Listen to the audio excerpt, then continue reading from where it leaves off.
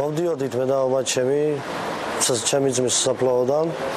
გავაჩერე პლაზის წინ ირინას აფთიაქში ავდიოდი და რო ჩამოვედი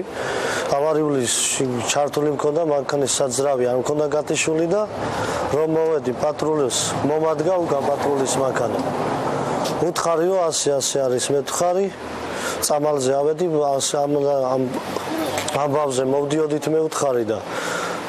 თქოთ გამიშვათ მეთქი რომ აღარ გამიშვეს მე უთხარი რომ ცოტა დაწერეთ ჯარიმა მეთქი შეიძლება მეც ავღერდი ცოტა და რაღაცა შეიძლება ვუთხარი მე მომაჩემი ვამწყნარე მაგრამ მე დამაკავეს რომ ავღერდი თქვენ იგი არ მაინტერესებსო მაინც უნდა დავწეროთ ჯარიმაო და მე ასე დაგვაკავეს ახლა გამოვედით გამოგვიშვეს არავის არ მოცემივართ და გამოგვიშვეს ბატონო ჯიმი ვრცელდებოდა ინფორმაცია რომ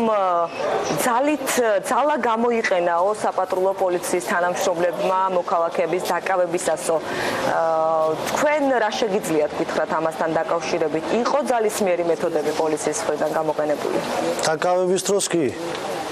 ანუ რას გულისხმობთ აი რომ მოგვიყვება ძალით ჩაგვსვეს მანქანაში უთხარი 100 მეთქი და მაინც არ გაითვალისწინეს ეს აზრი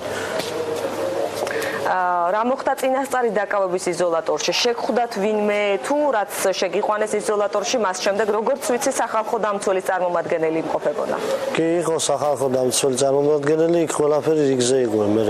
იქიდან რომ გადმოგიყვანეს არაფერი არც უცემივართ არაფერი მაშას ეს იყო ჯიმი ვარშანიძის პირველი კომენტარი რომელიც მან აჭარის ტელევიზიასთან